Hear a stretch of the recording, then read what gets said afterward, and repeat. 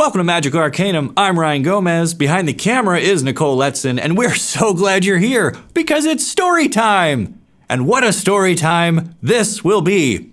We're looking at what's happening on Eldraine, and for the first time in a long time, that story is only available through an ebook, meaning no more free weekly content on the daily MTG website. So, for this video, whenever I say the book or the story, I'm talking about The Wildered Quest by Kate Elliott, available on your favorite e-reader platform now. Okay?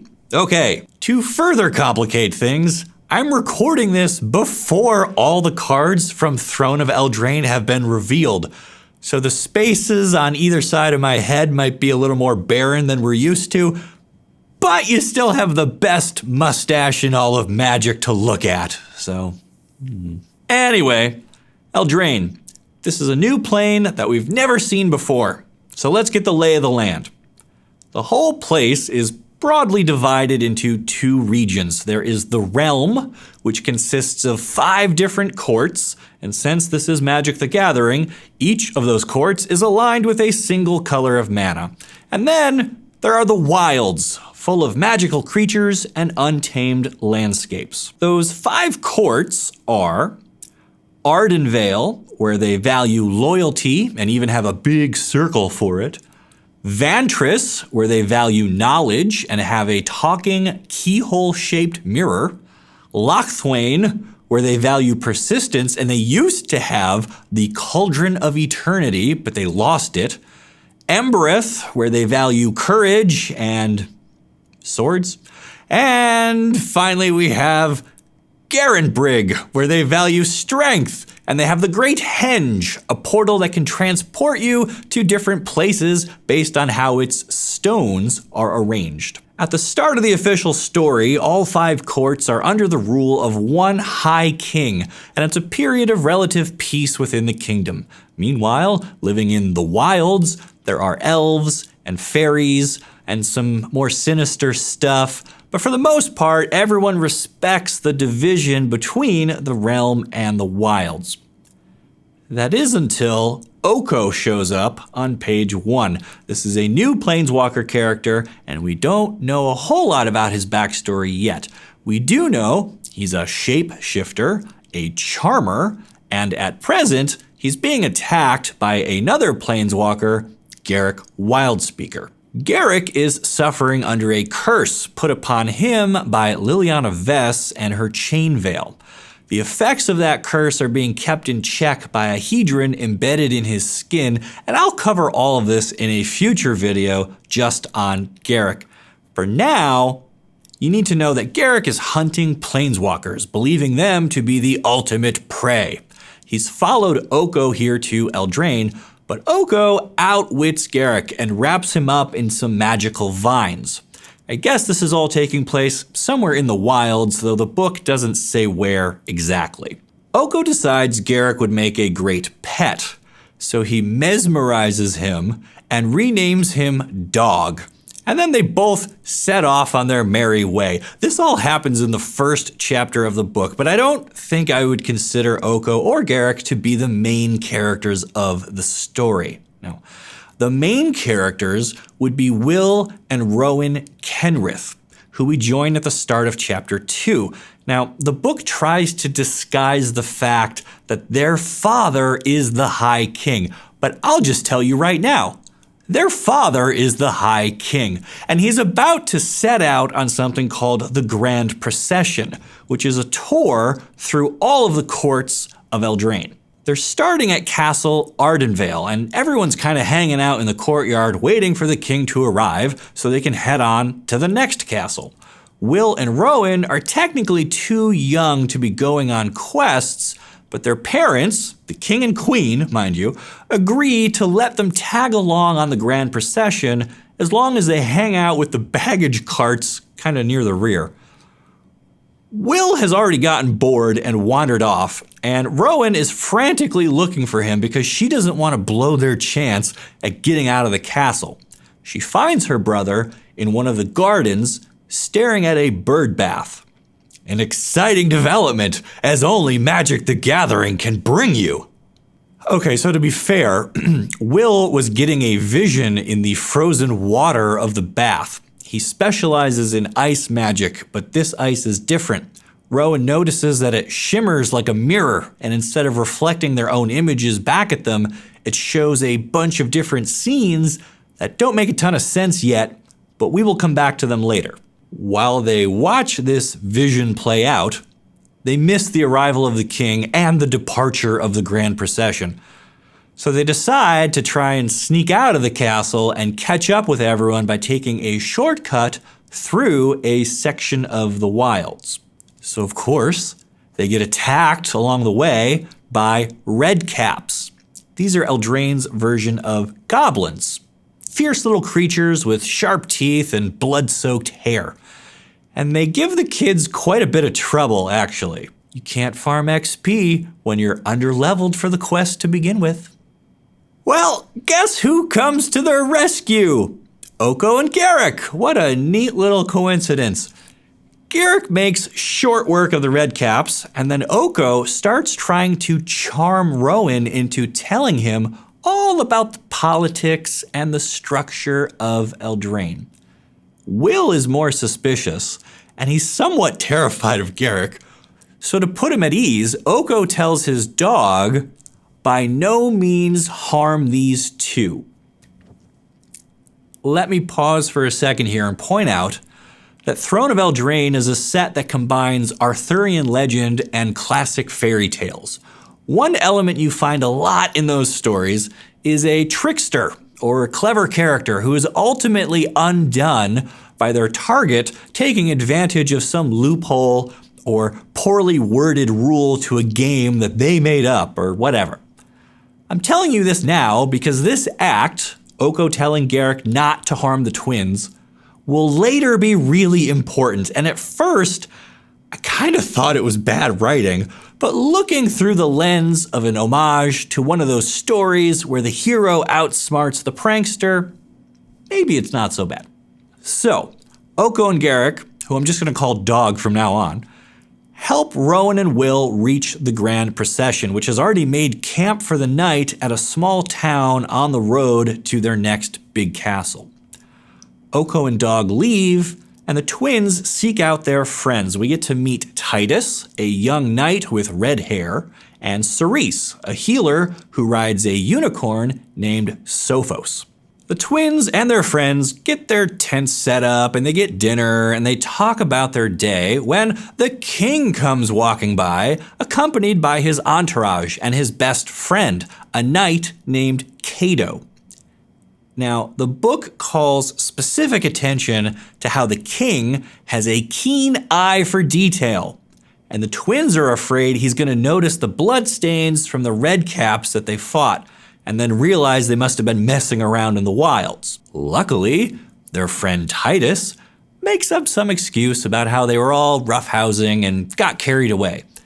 And the king is like, man, I wish I still was young and had energy for that after a long day's march. And then he leaves. Cato gives a wink to the twins, but it's like light flashing off a mirror, and it makes Will blink a lot like he got something in his own eye. A few minutes later, Cato comes by, and he asks the twins if they have seen the High King.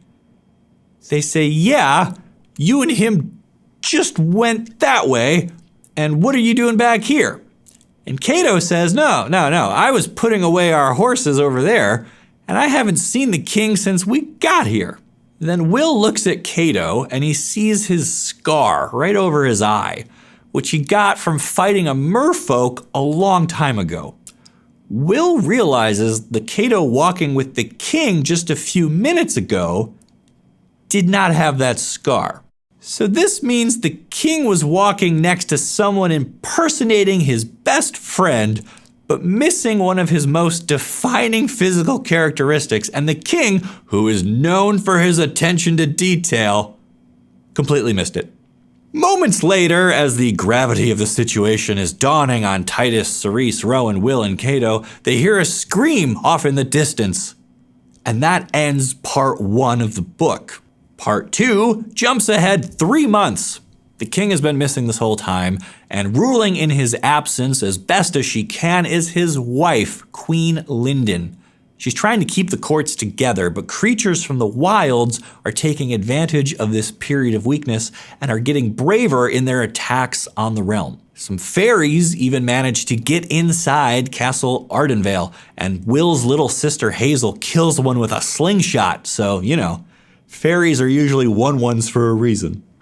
Anyway, Rowan and Will decide, since they are 18 now and old enough to quest, they're going to go search after their father and put everything right in the realm. The queen catches them before they leave the castle, and we get some exposition here explaining how she's not really their mother.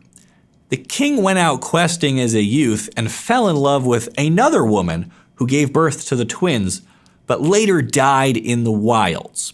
Linden raised the kids as her own after falling in love with the king while also out questing. So we've got a little Eddard Stark thing going on here.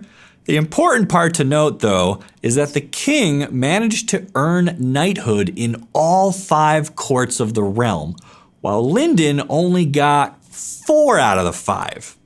As such, people seem to think less of her, especially as she's trying to run things while the king is missing. Mind you, the average person on Eldraine hasn't earned 1 knighthood, much less 4, but they all complain she's not as good as the old 5 out of 5 King Kenrith. Linden is worried about the twins, but she recognizes she can't stop them from leaving the castle now that they're of age. She asks that they take Cato, the real Cato, along with them, and he rides a griffin named Hale. So between that and Sophos the Unicorn, we've got some Heroes of Might and Magic 2 happening here. I really do love that game. Okay, so back to Eldraine. Will, Rowan, Cato, Cerise, Titus, and their mounts head out. And please, please do not get too attached to the back half of that roster. It's not a quest without some death along the way. They decide their first stop will be Castle Vantris, home to the magical mirror shaped like a keyhole. Before they can get there, they encounter an ogre ransacking a village. Titus charges at it and he gets knocked aside like he's Worf from Star Trek. And then the rest of the party hits the ogre with everything they have. They shoot arrows at it. They hit it with ice. They hit it with lightning, with javelins. Nothing can get through its thick hide. So just as all hope seems lost, the unicorn charges in full speed and uses its horn to bore straight through the ogre and out the other side. That's why unicorns are a tier 5 creature in Heroes of Might and Magic 2. They're very good. Anyway, so just after the ogre is defeated, another group of knights arrive on the scene, and among them is lore mage Elowin, who has spent her whole life studying the wilds, and she specializes in the study of hex magic after being hit with one as a child. I gotta say, lore mage is a pretty great title, and I kind of fancy myself to be one, so of course she became my favorite character in the book, like, immediately. Elowin knows Cato, and they have some playful banter before Will tells her that they're on their way to Vantris to see the mirror, and she agrees to escort them there since that is her home. So they go to Vantris, which seems to be the only castle with an actual moat around it, and to get inside, you have to take a little barge that is pushed by mermaids, and if the mermaids don't like you, they won't help you cross. Remember, the High King was gonna come visit this place with his giant procession, and somehow they were all presumably gonna cross this big moat by making like 100 trips on the barge. But whatever, I paid $4 for this story. They get into the castle, and Will and Rowan head down to see the mirror. I say down because it's located underwater in the base of the castle. And as you descend, the water drains out, revealing stairs that you keep following. It's actually one of the more interesting bits of world building, I must admit. Okay, so they approach the mirror, which has a name, Indrellon, and it can talk, and it offers to trade knowledge for secrets. Will says he has a secret to trade, and he recreates the vision he got from the bird bath earlier by icing over one of the pools of water still on the floor after everything else drained away. Now, I read this part several times, and I consider myself a pretty smart guy, really, but I do not understand Will's vision. Part of it feels like foreshadowing upcoming events in the book, while other parts seem to show things not on Eldraine. So I think it's kind of hinting that the twins are going to become planeswalkers and eventually see all this other stuff, but they have to first finish this quest. Okay, so I guess this is a good time to point out, in the story, Will and Rowan are not planeswalkers yet, even though we already saw them as such on their own cards in Battle Bond. It appears that set takes place after Throne of Eldraine, or more specifically, the cards in it don't fit any one exact point in time, like how Modern Horizons has Urza and Sarah, even though they've both been dead for a really long time now. Okay, so the mirror accepts this secret and offers knowledge to Will, who wants to know what happened to his father, the High King. The mirror shows them a clearing in a dark forest, and they immediately recognize it as being part of the wilds. They can see a pair of ivory obelisks with the sun rising directly between them. And lastly, a stag, which is a male elk or deer. The mirror says, find the stag and you will find your father, before starting to refill the chamber with water, and Will and Rowan run up the steps and back to their group. I'm gonna kind of plow ahead here to the next part that matters. Elowyn recognizes the ivory obelisks, and she tells everyone the best way to get there is to go to another castle, Garenbrig, where they can use the Great Henge to teleport themselves to the correct location. They go to Garenbrig and find the castle Lochthwain is also there, and yes, you heard me right. Lochthwain is a flying castle, and every year at this time, they come to Garenbrig to celebrate Midwinter Day. Now again, the book goes through some trouble to kind of obscure what's really going on here, but I'm just going to give it to you straight because I am a lore mage. There's one High King and Queen for all of Eldraine, but each court has its own ruler as well. Lochthwain is home to Queen Ayara, an elf. Her heritage, along with being from the castle aligned with black mana, is supposed to make her an untrustworthy character.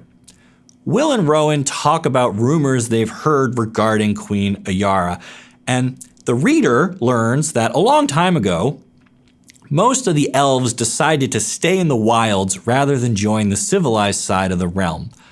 Ayara kind of went against the grain and lives in one of the courts, but she still keeps a lot of the traditions of the elf lifestyle, which makes her a bit of an outcast in both worlds. Anyway, we're not supposed to know this yet, but Queen Ayara is here to also use the portal at the Great Henge.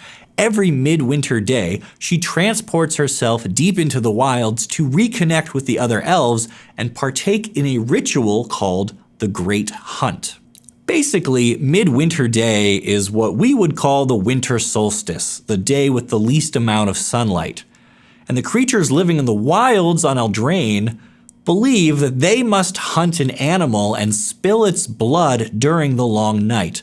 That blood tribute is then what causes the days to start getting longer again. This is a bit more science than I expected to get into with a magical fantasy book, but here we are. That's how Elowyn recognized where they need to go. Within the wilds, there are a series of obelisks that align with different astrological events, and the ivory pair represents Midwinter Day. Are you still with me? Great, because things get really messy from here. The King of Garenbrig agrees to let Will and Rowan and everyone through the portal, but he warns them that it only stays open for like 2 days, and then it won't open again for another year because of reasons, I guess. The party goes through the portal and into the wilds and falls under attack like within minutes. Titus reveals not only was his hair red this whole time, but also his shirt, as he dies heroically holding off a Lich Knight so that Will and Rowan and the rest can escape over a bridge. Nicole, do you want to explain what I mean by red shirt? No? Okay, I will just move on then. Suddenly, a great stag appears and charges into the Lich Knight, killing it. It's the very stag that they are looking for, right where the mirror said it would be. But before anyone can do anything, they hear a whistle, and the stag takes off again, following that sound. For anyone keeping score so far, it's animals with horns or antlers 2, knights with magic and bladed weapons 0. So the group chases the stag, thinking it will lead them to their father, and everyone gets separated. The twins, conveniently, wind up finding this ruined amphitheater thing where there happens to be a secret meeting going on, and they get to overhear. Queen Ayara is there, talking with the elves of the wilds. And remember, this was supposed to be a shocking surprise, but I already told you it was coming. The wild elves want to attack the realm, believing this now is the time, since the king has been missing for 3 months. Ayara tells them, no freaking way, I'm an elf living among the humans, but I'm not a traitor to the realm. So yeah, I think we're supposed to believe Ayara might have been the one who took the king, but she didn't. And in fact, she's pretty loyal to him because he always treated her with respect, even though she was different and mysterious. Because that's what a good king does. A good writer would show this rather than tell it, but since we've only got about 60 pages left, it feels like they're trying to make us feel some sympathy here before we reach the climax. The twins resume their hunt for the stag and instead encounter Oko, then the rest of the group minus Cerise. Fellow lore mage Elowin realizes something is wrong with this picture as the story Oko is giving doesn't pass her sniff test. Enraged that someone isn't falling for his silver tongue, Oko turns himself into a bird and then touches Elowin, which turns her into a bird. She flies off, and Oko turns back into his normal form as Dog arrives along with the stag and Cerise. Will, who is now the smartest person left in the group since Elwyn just joined House Ravenclaw, deduces that the stag must be his father, the High King, transformed using Oko's magic. Oko takes the stag and runs off, leaving Dog behind and a growing cage of magic vines that surrounds the party entirely and traps them all. Will and Rowan realize Oko plans to take their father to the midwinter hunt and somehow use that to start a war between the realm and the wilds. So just to be clear, Oko can impersonate anybody he wants. He's already impersonated Cato and got close enough to the king that he could turn him into a stag.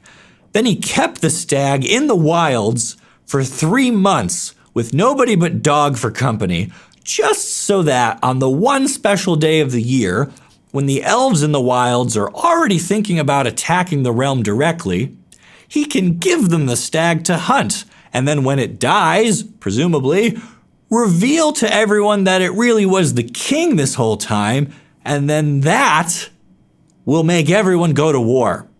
In the words of the legendary Tony Stark, not a great plan.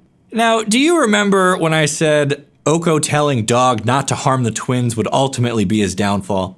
I'm not sure what he hoped to accomplish locking everyone in the vine cage, but if he expected Dog to just slaughter everyone, that doesn't happen. Instead, Cerise the healer tries to help Garruk by removing the hedron that is embedded in his shoulder. They figure it was the source of the curse and the reason he's following Oko's commands. And since Dog can't hurt anyone, thanks to that original command from Oko, he just kind of stands there and lets them operate on him. It turns out that chunk of stone was actually keeping the curse under control, and without it, Garruk goes haywire. He kills Cato's griffin and seriously injures Cerise before getting himself under control.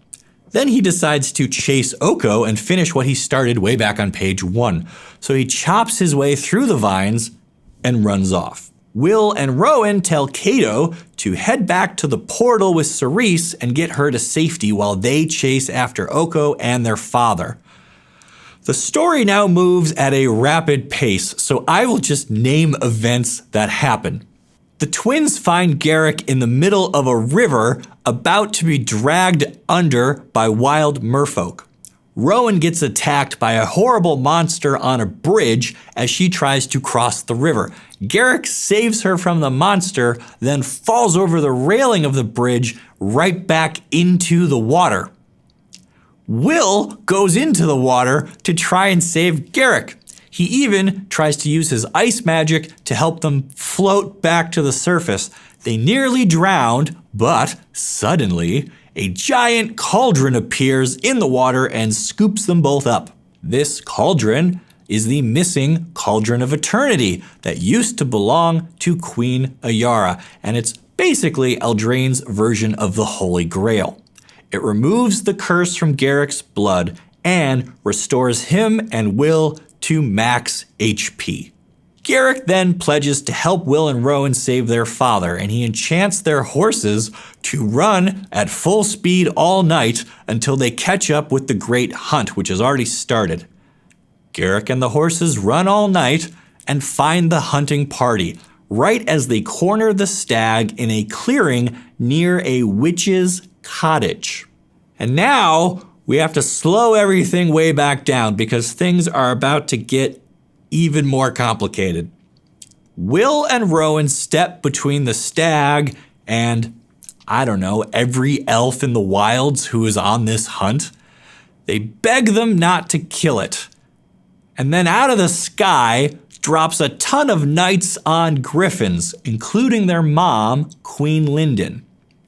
They explain that Elwyn flew all the way back to the realm and then turned into a human and led them all back here. Like, that part alone was enough for me to put the book down for a good 5 minutes, and I just, okay.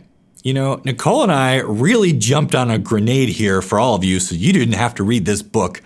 And all I can ask for in return is that you at least like this video and consider subscribing. Maybe use our link down below there the next time you want to buy some Magic singles. That would make us feel like it was all worth it, you know?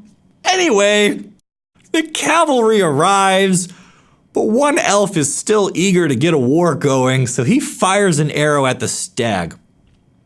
Rowan knocks it out of the sky with lightning, and I just realized I never actually said that that's her power, but yeah, there you go. She's lightning and her brother is ice. She then zaps the elf as payback, and then a brawl kind of breaks out.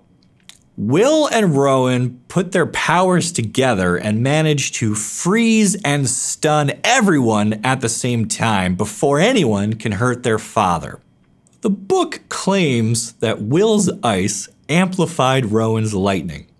But I tried to test this in the office here. I went around touching people with an ice cube tray and a 9-volt battery. All I got was a meeting with HR. So while everyone is stunned, Queen Ayara emerges from the back of the pack and fires an arrow straight into the stag, dropping it like a turn 1 Mox.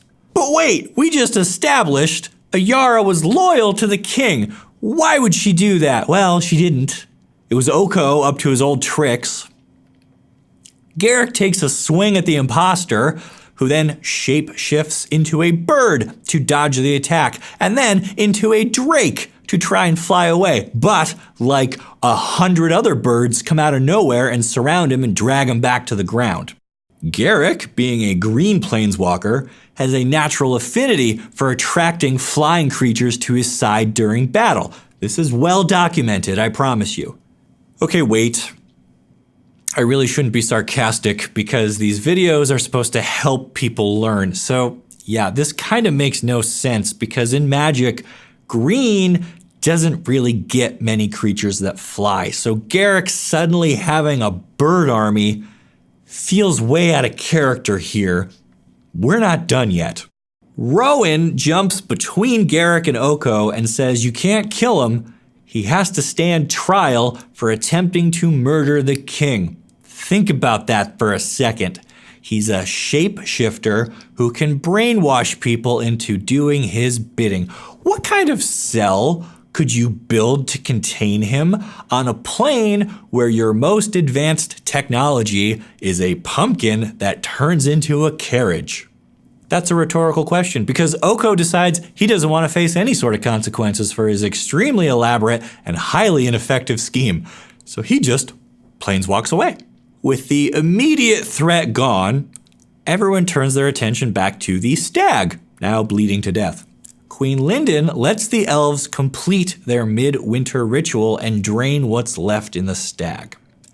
Upon his death, Oko's magic is undone, so he turns back into the High King. The Queen is fine with this and gives us a ton more backstory, which I will once again try to untangle. Roughly 20 years ago, Linden and Algenis Kenrith were given quests by the Questing Beast.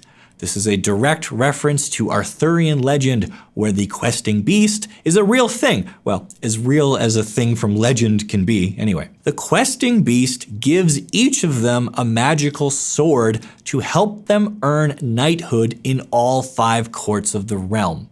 Somewhere after that, Algenis, who I'm just gonna call Kenrith from now on because that's what's on his card, gets bespelled by a witch. This witch made Kenrith fall in love with her and get her pregnant with twins. This whole time, Kenrith was missing, and Linden was searching for him because she loved him. The witch gives birth to the twins, which were Will and Rowan. The witch then kills both of them, planning to use their pure child blood to fill a well that she would then drink from and obtain immortality. Linden arrives just after the kids are killed. She kisses Kenrith, which breaks the witch's spell because it's one of those true love kisses in classic fairy tale style. Kenrith then uses his magic sword to kill the witch, and he tosses her body and the sword down into the well. Linden uses the magic in her sword to bring the twins back to life, because it turns out the Questing Beast knew that obtaining knighthood in all 5 courts would result in death at least once. So he kind of built an extra life into each of the swords. The twins are now alive, but Linden has exhausted her sword and has only earned 4 knighthoods at this point. She doesn't want to risk dying on the 5th one, which was Embereth, the Red Court. Instead, she decides to end her quest and raise the children. Kenrith, meanwhile, goes off and achieves all 5 knighthoods without using his magical sword at all, because it's still in the well at the witch's cottage. Which is where this whole scene is taking place, if you recall. So, as Linden is explaining all of this, she reaches into the well and pulls out Kenrith's old sword, still humming with magic. She touches his dead body with the blade, and he comes back to life. The Questing Beast is watching from the edge of the forest, I guess happy that everything played out the way he wanted it to. And Elowin says, "Wow, that's the Questing Beast! I never thought I'd get to see it!" This raises a ton of questions about how questing on Eldraine works. You aren't allowed to go out until you're 18, but apparently not all quests come from the legendary Questing Beast, and even Elowin, who spent her whole life in the wilds, managed to achieve knighthood at Vantress without ever seeing the beast.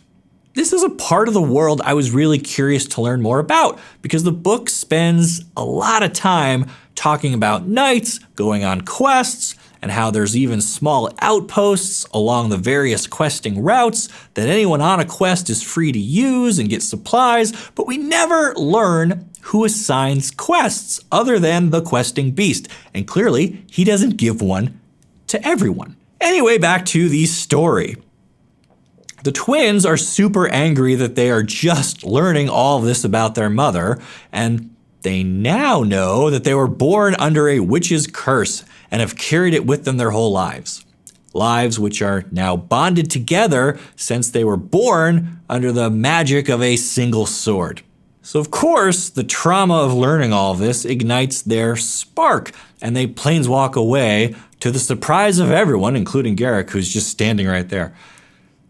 It's not stated in the book, but other sources have confirmed the twins share one spark, so if one of them planeswalks, the other also goes. They cannot split up.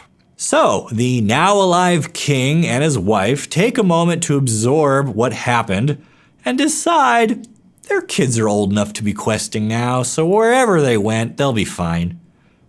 Garruk also announces that he will watch over them and help keep them safe, because he owes them his life after they saved him from his own curse.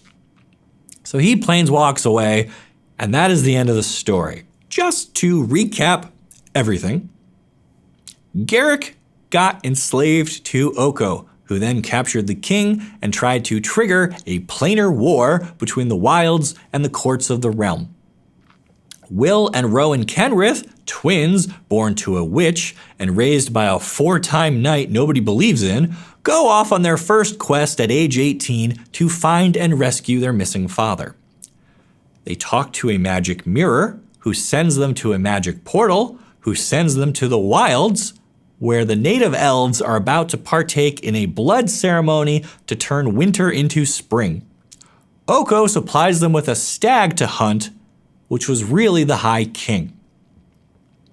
There's a big chase, a magic cauldron removes the curse from Garruk, and then the final showdown at the witch's cottage, where the stag dies and comes back to life thanks to a magical sword that was dropped in a well 18 years ago. All this revelation makes the twins' spark ignite, and they leave the plane, destination unknown, but followed by Garruk, the huntsman turned guardian angel. Peace is restored to the realm, true love wins, but Oko escapes any sort of punishment, and Elwyn is the best character, but she doesn't get a card in Throne of Eldraine. Instead, we get Sir Eleonora, who is the right color and has abilities that are close enough. But Wizards of the Coast couldn't quite get this one across the goal line, I guess. So, all told, was this a good story? I'd love to hear your thoughts in the comments, as always. I think for me personally, though, it's pretty weak. It relied on a lot of convenient interactions, and it tried to have surprising twists, but they all felt really forced, and many times they were completely unnecessary. I think I would have kept Oko and made him the main threat, yeah, but let him be working from the shadows a bit more. Maybe he's impersonating people in different courts and sowing the seeds of rebellion. And so the king sends his 2 children as envoys to investigate as they quest to earn knighthood from each of the 5 courts. That would have still given us plenty of adventure and conflict and a chance to flesh out each of the courts a bit more, and they could still take shortcuts through the wilds when appropriate, giving us a story that would feature a more simple plot but more complex characters as we watch Will and Rowan grow after their experience at each castle, chasing Oko from one to the next. I also want to point out, the book makes a big deal about Kenrith earning knighthood a whopping 5 times. His card in Throne of Eldraine is the Buy a Box promo, and his type line is human noble, not a knight. But what do I know? I'm just a guy who loves to tell the stories behind the cards. And if you love to hear them, make sure you like this video and subscribe to the channel so you don't miss the great stories you'll only find here on Magic Arcanum. We'll see ya.